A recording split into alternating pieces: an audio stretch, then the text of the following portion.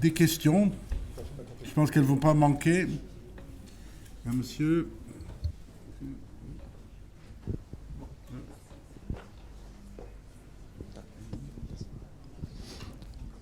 Comment je passe. Non, on m'entend pas là. Si, on m'entend? Bah non. Bah je vais. Non, ça marche pas. Je laisse. Allez, Bon.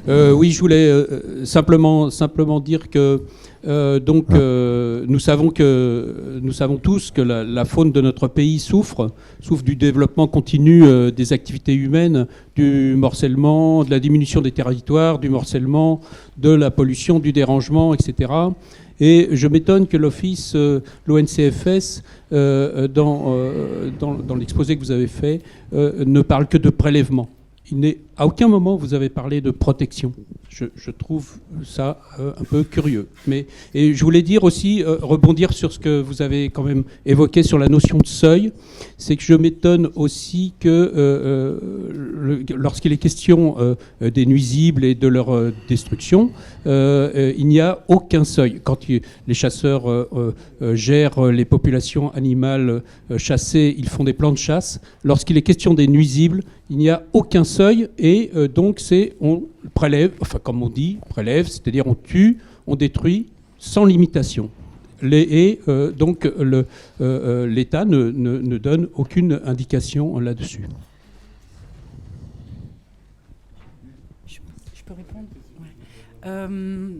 Oui, c'était l'objet de mon... Je ne pense pas que la donnée scientifique peut définir des seuils. Je ne le pense vraiment pas. Je ne pense pas que c'est le débat. Nous, on peut donner des évaluations, dire qu'on pense que telle ou telle population est plutôt en bon état. Vous dites la faune souffre, pas toute la faune. Il y a des espèces qui se portent bien, qui se portent mieux, qui vont même clairement, vraiment, vraiment mieux, dans les protégés, dans les pas protégés. Le renard n'est pas une espèce, malgré les prélèvements importants, malgré toutes les limites qu'on peut mettre.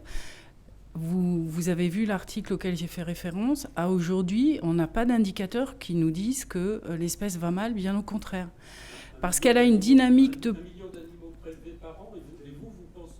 Non, je ne dis pas que ça n'a pas d'effet sur la... Non, attendez, excusez-moi. Je ne dis pas que ça n'a pas d'effet sur... Non, je dis que ça n'a pas d'effet en termes d'évaluation. La population survit et survit bien. Non, là, on a quand même un petit peu des données. Le dernier article qu'on a fait, je pense que la tendance, elle n'est pas fausse sur 10 ans. Je pense que c'est juste ce qu'on a fait là. Après, il y a peut-être des secteurs localement où ça va mal. Vous avez l'impression, mais est-ce que vous avez des données pour objectiver ça ? C'est juste, vous mettez en regard le montant total du prélèvement avec ce qui se passe. La population de renards, c'est une espèce qui est extrêmement, entre guillemets, dynamique, et qui a une capacité de reproduction, de dispersion qui fait qu'elle résiste à ces prélèvements. Il y a plein d'espèces qui résistent aussi. Hein. Là-dessus, on en apprend tous les jours. Après, c'est un débat de savoir si c'est opportun de le faire ou pas. Moi, ce qu'on me demande, c'est de statuer. Pour cette espèce-là, je peux dire aujourd'hui qu'en l'état des connaissances, c'est pas une espèce qui va mal, bien au contraire. Et il y en a d'autres. Hein. La martre est une espèce qui va plutôt bien. La loutre est une espèce qui va bien. Et on a des éléments factuels qui recolonisent. Le chat forestier est une espèce qui va bien. Alors c'est vrai qu'il y a beaucoup d'espèces qui sont protégées dans celle-là, mais pas toutes. Donc il faut aussi, l'objet de ce que je vous ai montré, c'est aussi de regarder bien les données, parce que c'est difficile. Sur l'autre élément, vous m'avez demandé pourquoi est-ce que, vous avez d'ailleurs dit, l'État n'a pas fixé de seuil. Je pense que c'est effectivement peut-être le ministère qui fixe des seuils, mais c'est pas nous. Je crois que ça, c'est une nuance qui est importante. Moi, je ne suis pas positionnée dans la posture de la décision politique qui doit prendre en compte d'autres éléments que la donnée scientifique, bien entendu. Et je pense que l'objet du débat aujourd'hui, c'est ça. Et je voulais juste faire une petite précision parce que ça me titille. À l'examen en 2002, dès 2003 du rapport dont tu as fait mention, François, l'Office, encore une fois, a fait un rapport qui avait vocation à faire un état des lieux des connaissances. Et on n'a pas statué sur l'opportunité ou non de classer nuisible. Pour moi, c'est extrêmement important. Ça fait 20 ans que je travaille sur ces sujets-là. Mais mon objet, c'est d'essayer de donner des éléments techniques. dont on peut parler dans le détail pour que chacun se fasse une idée la plus précise possible. C'est validé scientifiquement parce que on publie à l'international. Ensuite, on essaye de vulgariser et ça, on peut en parler. Ça, c'est mon travail. Après, le débat, non. Je pense qu'on ne peut pas faire les deux. On parlait de conflit d'intérêts, je pense aussi qu'on ne peut pas toujours faire les deux. Oui, merci beaucoup. Voilà. Vous accompagner, est-ce que tu peux dire ? D'accord. Ouais, on m'entend. Moi, il y a un point surtout que j'aimerais soulever, qui n'a pas, en mon sens, été soulevé et qui ne sera pas soulevé dans le colloque. C'est surtout la soumission de la chasse, j'entendrai chasse, destruction des nuisibles et chasse, au lobby. En mon sens, il n'y a aucune espèce nuisible endogène, enfin aucune espèce qui est endogène, qui est nuisible. Il n'y a que éventuellement des espèces exogènes qui seraient éventuellement nuisibles. Et je vais prendre l'exemple du putois. Le putois, c'est le furet qu'on connaît commun. C'est simplement, le putois n'est qu'un furet sauvage. Et le furet sauvage n'est qu'un putois domestique. Et c'est un auxiliaire d'agriculture. Il détruit les mulots, il détruit les campagnols. Il a un rôle extrêmement bénéfique pour l'environnement. Pour les agriculteurs, d'ailleurs, c'est vraiment un allié des agriculteurs. Et je ne comprends pas pourquoi, aujourd'hui, il serait nuisible. Sous aucun prétexte, je ne comprends pas. Il n'y a pas de problème lié à la santé, à la sécurité publique. Tout comme j'ai pu voir des arrêtés préfectoraux classant le lapin comme étant une menace pour la sécurité publique. C'est sincère. Dans le Calvados ou quand, je ne sais plus justement, il y a les cimetières aussi.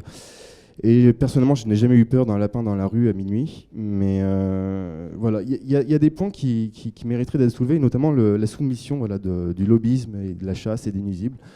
Je pense sincèrement que si le putois aujourd'hui est un nuisible, simplement parce qu'il détruit les lapins et que les chasseurs adorent les lapins, adorent tuer les lapins. Et ils les tuent comment d'ailleurs, les lapins ? Ils vont les déterrer avec des putois qui sont des furets sauvages. Donc c'est assez drôle que l'un soit l'auxiliaire du chasseur et en même temps il s'amuse à le détruire. Voilà. Je peux vous répondre pour le lapin. L'aspect santé publique pour le lapin, c'est notamment dans les aéroports. Voilà, c'est sur, voilà. Donc c'est pour les talus. Non, mais c'est juste une réponse factuelle, voilà. Et donc je sais que c'est souvent évoqué quand ça arrive parce que étrangement le lapin va très mal et il y a encore des petites poches. Vous savez, c'est des populations très locales. La dynamique est très locale sur le lapin. Elle se fait quasiment au niveau d'un terrier de lapin. Et donc du coup là, il peut se poser des difficultés parce qu'ils étaient super tranquilles dans les zones enherbées qu'il y a dans les aéroports entre les passages. Bon, donc voilà, c'est ça la raison qui est évoquée en général. Pas toujours, mais en général, c'est à ce motif-là. Mais c'est sécurité publique vis-à-vis des avions, du décollage, c'est ça. C'est comme les rapaces, il y a aussi ça. Merci beaucoup, monsieur. C'est gentil. J'y retourne. Il y a marqué vraiment les sanctions il y avait marqué pour la sécurité des jardins, des golfs également, parce qu'on a placé le lapin parce qu'il détruisait les golfs, Ouais. etc. Je pense que à la fin, c'est un prétexte simplement, on a envie de le détruire, on veut bien le détruire, on veut une nature aseptisée, comme disait Alain Dubourg. Je pense que c'est un petit peu réducteur, mais voilà, c'est votre avis. Non, mais c'est votre avis. Après, c'est une réponse scientifique. Enfin, un petit peu à cette raison. Parce que... Et vous me proposez quoi comme protocole pour objectiver tout ça ? Si le lapin aujourd'hui est un nuisible, simplement juste à cause des aéroports, d'accord, dans ce cas-là, on fait une zone de sécurité auprès de l'aéroport, il n'y a pas de problème. Non, j'ai oublié de faire un rappel qui me semblait, d'habitude, je le fais toujours. Il fonctionne. Pour moi, il est évident que le terme nuisible n'a absolument aucune réalité écologique. C'est tellement évident que je ne le dis plus.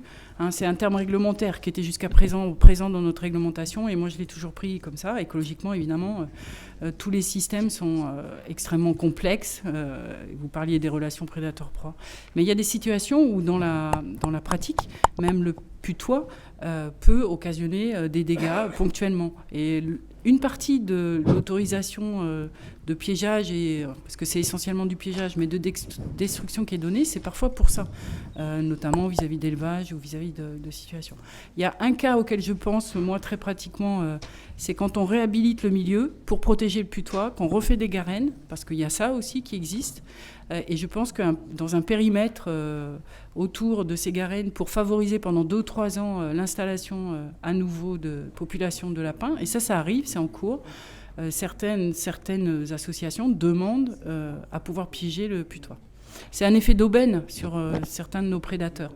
Localement, ça peut arriver. Après, moi, je ne suis pas la garante de tout ce qui est utilisé, loin s'en faut. je peux vous donner des petits éléments où il me semble que, oui, c'est possible que ce soit pertinent à ce moment-là, quand tout le contexte est bon et qu'on va... Parce que le lapin va mal, vraiment mal dans certaines zones. C'est clair. Donc quand il y a des efforts à la fois sur l'habitat et sur l'espèce et qu'on veut essayer de remettre du lapin, la clé dans ce que je dis, c'est qui veut, qui décide qui veut et comment on utilise la nature. Mais de toute façon, on manipule tout, quoi. Donc, Alors, oui. Oui, bonjour. Bonjour, j'ai juste quelques questions, enfin 2 questions. Je voulais savoir si... Ah, vous m'entendez ? Oui. Alors, pour définir en fait le terme de nuisible, est-ce qu'il ne faudrait pas confronter les données humaines et anthropologiques aux données biologiques ? C'est une question un peu générale. Et j'avais envie d'avoir un peu plus de précision sur les prélèvements par rapport aux oiseaux. Qu'est-ce qu'on a le droit ou quoi ? Enfin, je ne comprends pas vraiment en fait tout ce qui concerne les oiseaux.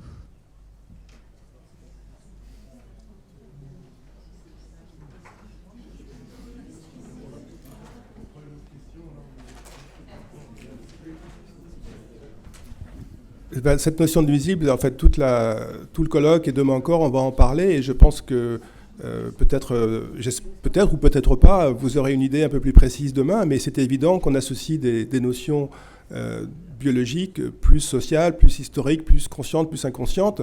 Nos amis les mustélidés, pendant très très longtemps, et encore maintenant, on les appelle les puants. Et puant, c'est pas un mot très gentil globalement. Je ne sais pas si on traite de puant, ça ne fait pas toujours plaisir globalement. Donc on peut supposer que c'est plutôt négatif. Et donc les animaux qui transportent ce terme-là au cours des décennies, forcément finit par...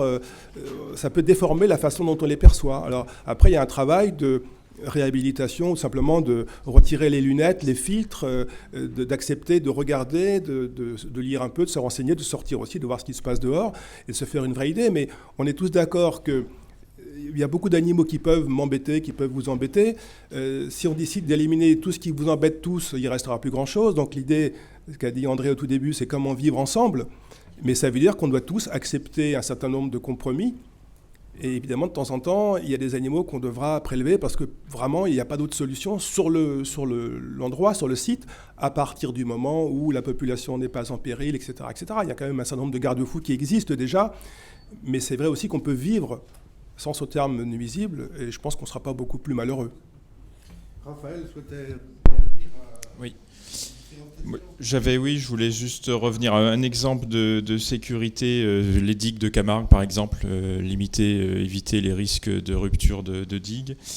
La question de nuisible est éminemment anthropologique. André Micou l'avait déjà signalé en introduction, il y a vraiment un enjeu de connaissances situées, de cadrage, de dépendance au contexte. Donc pour moi ça va de soi. Et les données scientifiques, quand moi, tout à l'heure, j'appelais sur le sanglier ou sur le flamant rose, on connaît généralement assez bien les dynamiques de pop de certaines espèces gibier ou espèces protégées, dynamiques de population, pardon. Par contre, on connaît très peu, finalement, l'écologie spatiale, les habitudes des animaux, les déplacements, et c'est surtout là que se nichent, évidemment, beaucoup d'éléments du conflit sur les représentations, mais aussi sur la réalité des responsabilités, de la redistribution des responsabilités. Puis un dernier point, tous les animaux sont manipulés, donc si on manipule le terme nuisible, donc si on cherche différents anagrammes à nuisible, il y a subi, il y a seuil et il y a lubie. Voilà, j'ai pas mieux là. Si je peux me permettre, les choses sont très complexes et aussi, on a montré, Raphaël et Anthony ont bien montré comment avec toutes les catégories d'acteurs pouvaient donner lieu à des alliances, etc. Et encore, sont-ils pas rentrés dans une autre distinction que moi je pense être très importante justement pour la résolution des conflits. Quoi qu'on en veuille, dans des commissions officielles, etc., on a affaire à des représentants de groupes. Or, l'expérience montre que quand je m'adresse à des porte-paroles, j'ai obligatoirement pratiquement des positions des 20 contre 5, quoi. Et puis, si je discute avec mon voisin qui est agriculteur ou avec l'autre qui est chasseur, etc., j'aurai des vues complètement différentes. Donc souvent, ce qu'on ne peut pas régler à des niveaux très élevés, où là, il y a des oppositions idéologiques pratiquement, on peut les négocier plus simplement, plus humainement, je dirais, quand on n'a pas affaire à ces représentations fixées, quoi. C'était juste ça. En tout cas, moi, je sais que je travaille toujours à essayer de regarder au concret, aux gens qui vivent avec. Bon, toi, qu'est-ce que tu penses? Bon, d'accord, on va... On l'a fait, hein. C'était les postures, la différence entre les postures justement des représentants, les syndicats agricoles, les responsables de chasse, et puis finalement tous les arrangements sociaux qui marchent très bien finalement localement dès qu'on arrive à nouer le dialogue. Jean-Claude Saunier, président de l'Union nationale des piégeurs agréés de France. Je voulais, c'est pas tellement une question, c'est une précision que je voulais apporter parce que depuis ce matin, on a l'impression que le piégeage des nuisibles, entre guillemets, qui ne s'appelle plus nuisibles, il a lieu aux quatre coins de l'Hexagone. Il faut quand même, ça n'a jamais été précisé, que la plupart des nuisibles, entre guillemets, ne sont régulables que dans des zones très précises. C'est pour ça que l'on disait tout à l'heure, ça a déjà été dit, qu'on s'adressait à l'animal qui avait posé des problèmes. Hein. Vous ne pouvez pas piéger la fouine au beau milieu de la forêt. On ne peut la piéger qu'autour des habitations, qu'autour des endroits où elle est susceptible de poser des problèmes. Ce qui limite quand même très nettement l'impact du piégeage sur les populations. Hein. Depuis le temps que l'on piège, si vraiment c'était réellement efficace, je pense que les populations seraient beaucoup plus menacées qu'elles le sont actuellement. Donc je voulais quand même apporter cette précision. À part le renard ou les espèces exotiques qui peuvent être piégées à peu près partout, tous les autres espèces ont des lieux de piégeage, de régulation très précises. Oui, bonjour, merci. Donc je voulais remercier Monsieur Mattervey pour avoir parlé du livre de Zoopolis, parce que c'est vraiment un livre qui est vraiment majeur, qui permet de repenser en fait la relation humain-animaux. Et à mon avis, dans les perspectives que l'on a, nous en tant qu'humains justement, sur cette relation avec eux, je pense que c'est un livre qui est vraiment porteur. Donc je voulais vous remercier de l'avoir souligné dans votre présentation. Ma question est celle-ci, c'est-à-dire tout à l'heure vous avez dit que les dégâts qui étaient occasionnés par les flamants roses ne permettaient pas en fait une indemnisation. Donc en fait ma question c'était voilà, pourquoi dans ce cas-là il n'y a pas d'indemnisation alors que pour le loup par exemple il y a des indemnisations si jamais par rapport au cheptel qui aurait été attaqué. Donc je voulais savoir voilà, pourquoi cette différence. Oui. Pardon. Donc la différence c'est que c'est un oiseau. Et qu'en fait, il n'y a pas eu de ligne budgétaire à allouer aux indemnisations pour le flamant rose. Un propriétaire camarguais qui était assez zélé, selon certains, mais en tout cas qui est assez efficace, en tout cas, avait porté ça, je crois, devant le Conseil d'État à la fin des années 80 ou début 90. Pardon ? C'était en 79 ? Ah, d'accord, ok, je confonds les deux dates avec Grossi. Et en fait, du coup, je crois qu'ils avaient réussi à avoir, ils étaient 3 propriétaires, si mes souvenirs sont bons, ont réussi à être indemnisés à cette époque-là, non ? En tout cas, ils le prétendent. Ça, j'ai pas vérifié, mais... C'est l'arrêt plan contre l'État français. Effectivement, plainte de 3 propriétaires pour les dégâts de flamant rose en rizière. Et alors c'était une espèce protégée,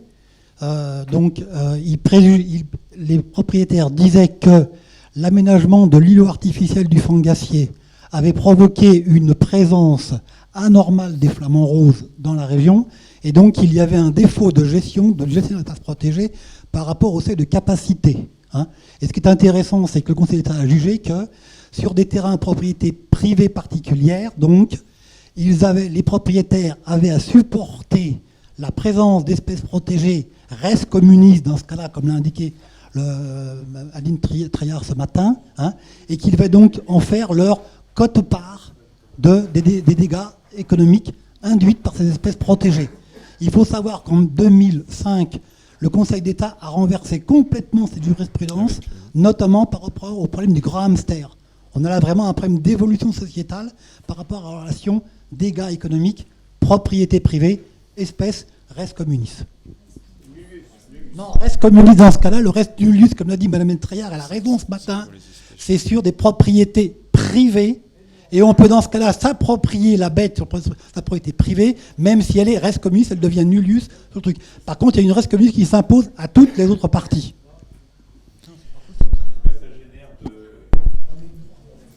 Donc ce point de droit, il génère de vives tensions puisque les propriétaires considèrent qu'ils sont, les agriculteurs propriétaires considèrent qu'ils ne sont pas traités de manière égale par rapport aux éleveurs qui ont des indemnités avec le loup, avec l'ours, etc. Oui, je regrette, mais on va passer à la table ronde. J'ai juste deux petites questions. Il y a une première question concernant les renards. Vous avez donné des chiffres de plusieurs centaines de milliers de renards. Moi, j'avais des chiffres plus importants, mais bon, je ne sais pas. Mais plusieurs centaines de milliers de renards prélevés par an. Est-ce qu'on sait par rapport à la population? Est-ce qu'on a une idée de la population des renards? Ça, c'est ma première. Enfin, c'est une question. Je voulais savoir, ça représente est-ce que ça représente une forte pression de sélection sur l'espèce? Et est-ce qu'on a étudié l'impact que peut avoir sur la modification de l'espèce de la pression de sélection? L'autre point que je voulais demander, c'est quand on parle de prélèvement, en général, c'est létal. Est-ce qu'il est possible d'envisager, par exemple, pour le lapin, vous dites que le lapin est en mauvaise santé à certains endroits, est-ce qu'il y a des stratégies de prélèvement non violents? Je vous propose de vous répondre peut-être en aparté, parce que je risque d'être un peu longue, pour l'aspect renard. Et les prélèvements, c'est un raccourci que je ne devrais pas utiliser. Je voulais bien dire destruction au sens prélèvement létaux. Hein. Voilà. Alors pour le lapin, on pourrait imaginer, mais on pourrait sûrement imaginer des solutions de capture. Mais les translocations, c'est un vaste débat. Alors surtout avec l'état sanitaire, je pense que sur le lapin, il vaudrait mieux pas l'envisager là.